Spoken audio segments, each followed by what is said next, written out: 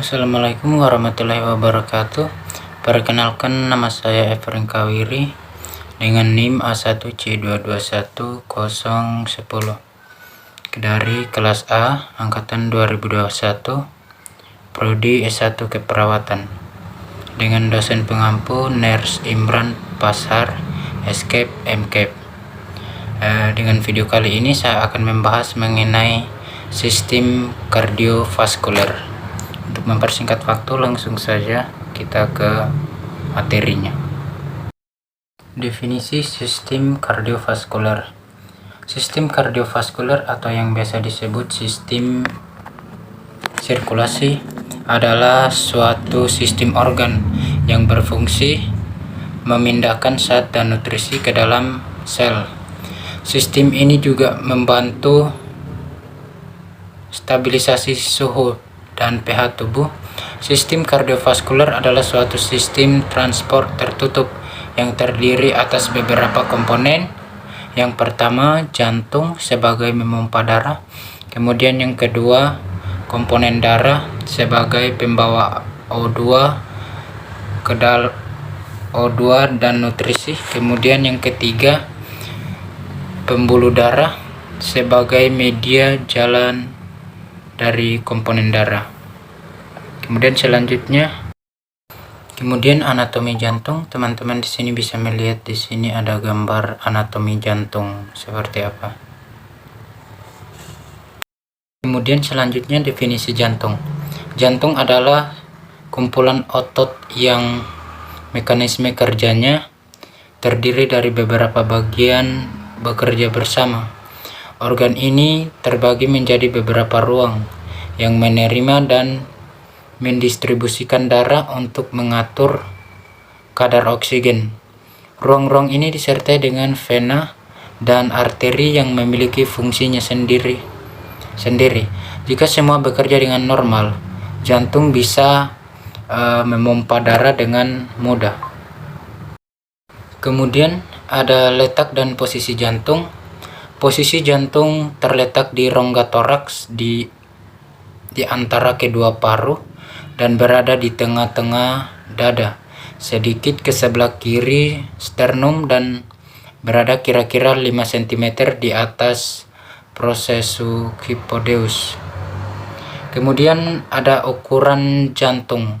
Ukuran jantung kira-kira panjang 12 cm, lebar 8-9 cm, serta tebal kira-kira 6 cm. Berat jantung adalah sekitar 200-425 gram atau 310 gram pada laki-laki, dan sedikit lebih besar dari kepalan tangan. Kemudian lapisan otot jantung. Dinding jantung terdiri atas 3 lapisan. Yang pertama itu ada epikardium, kemudian miokardium, dan yang ketiga endokardium. Lapisan luar disebut epikardium atau perikardium visceralis. Kemudian lapisan tengah merupakan lapisan berotot yang disebut miokardium. Kemudian yang ketiga, lapisan dalam disebut endokardium. Kemudian kita masuk pada fisiologi jantung. Jantung terletak dalam mediastinum di rongga dada. Jantung sebagai organ memompa darah. Kemudian yang ketiga, pembuluh darah sebagai penyalur darah ke jaringan. Di sini ada 4 bagian dari jantung yang terpenting. Yang pertama atrium kanan, dan yang kedua atrium kiri, yang ketiga ventrikel kanan, yang keempat ventrikel kiri. Di sini kita akan bahas satu-satu dari atrium kanan sampai ventrikel kiri. Yang berdinding tipis ini berfungsi sebagai tempat penyimpanan darah dan sebagai penyalur darah dari vena sirkulasi sistemik yang mengalir ke ventrikel kanan.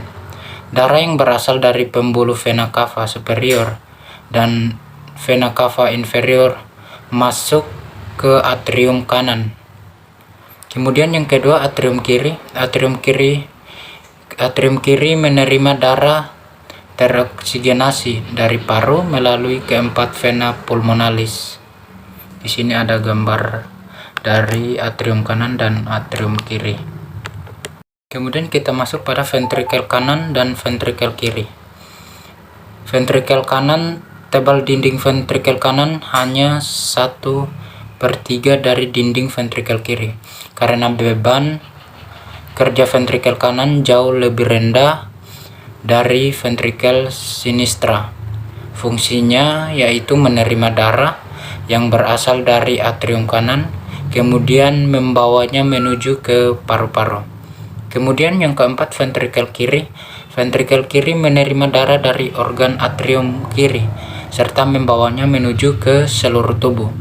Pada saat kontraksi, tekanan ventrikel kiri meningkat sekitar 5 kali lebih tinggi daripada ventrikel kanan. Dari pertama, katup aorta. Katup aorta terletak antara ventrikel kiri dan aorta. Fungsinya untuk mengalirkan darah dari ventrikel kiri ke pembuluh darah yang menuju ke seluruh tubuh. Kemudian selanjutnya katup pulmonalis terletak antara ventrikel kanan dan arteri pulmonalis. Fungsinya yaitu menyalurkan darah dari ventrikel kanan menuju arteri pulmonalis. Kemudian katup trikuspid terletak antara atrium dan ventrikel kanan yang mempunyai 3 buah daun katup.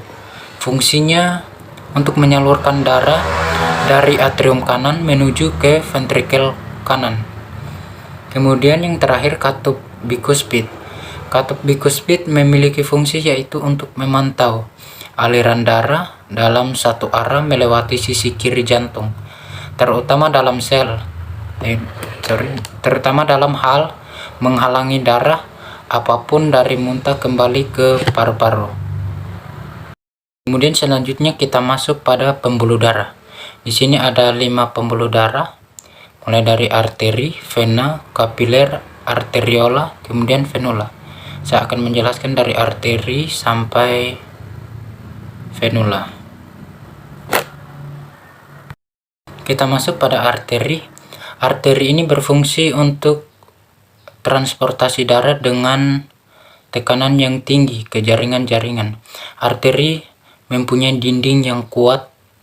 Pembuluh darah arteri yang terbesar adalah aorta. Kemudian yang kedua, vena. Vena berfungsi sebagai transportasi darah dari jaringan untuk kembali ke jantung. Kemudian vena mempunyai katup untuk mencegah backflow atau arus balik darah kembali ke kapiler. Kemudian tekanan darah di vena yang rendah menyebabkan ketidakmampuan dalam melawan gaya gravitasi.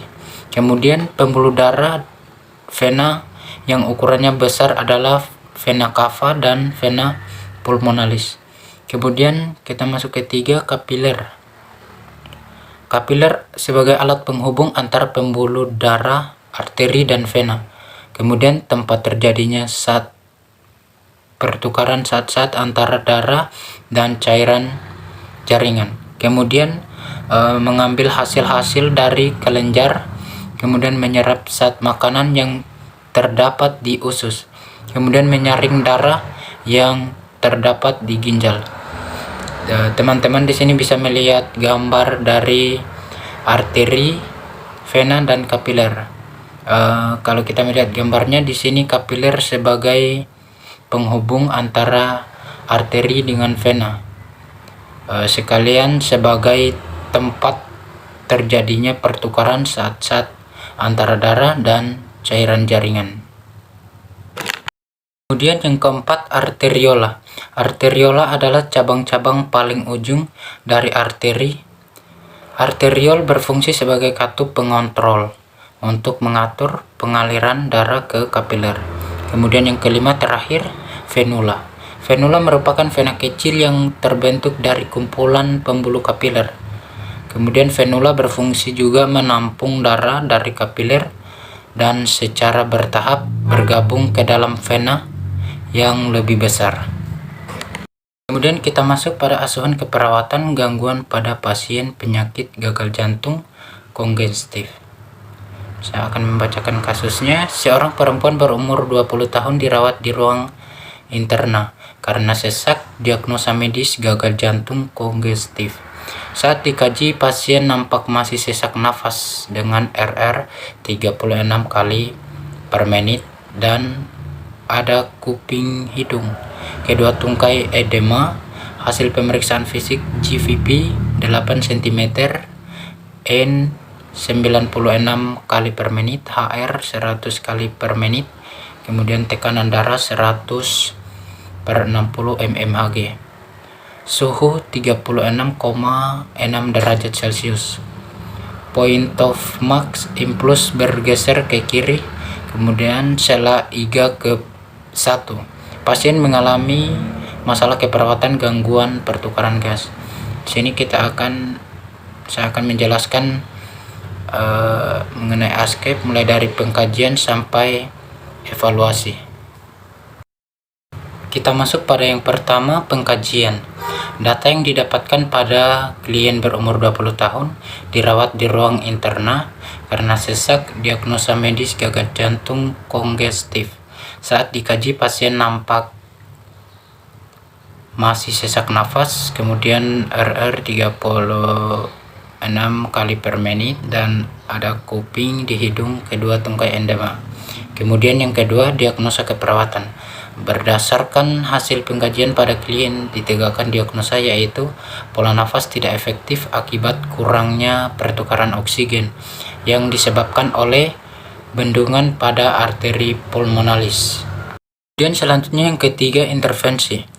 Melakukan tindakan dengan memposisikan pasien posisi semi-flower dan menjaga kestabilan lingkungan sekitar pasien agar mengurangi atau mengatasi masalah klien. Kemudian yang keempat, implementasi. Melakukan kegiatan tindakan keperawatan berdasarkan intervensi yang telah direncanakan. Kemudian yang kelima, evaluasi keperawatan. Tindakan mengkaji kembali tindakan keperawatan untuk memastikan hasil yang didapatkan dapat mengatasi masalah pada pasien. Mungkin hanya itu sedikit presentasi dari saya mengenai sistem kardiovaskuler. Dan bagi teman-teman yang sudah menonton dan sudah like, saya mengucapkan banyak terima kasih. Wassalamualaikum warahmatullahi wabarakatuh dan sampai jumpa.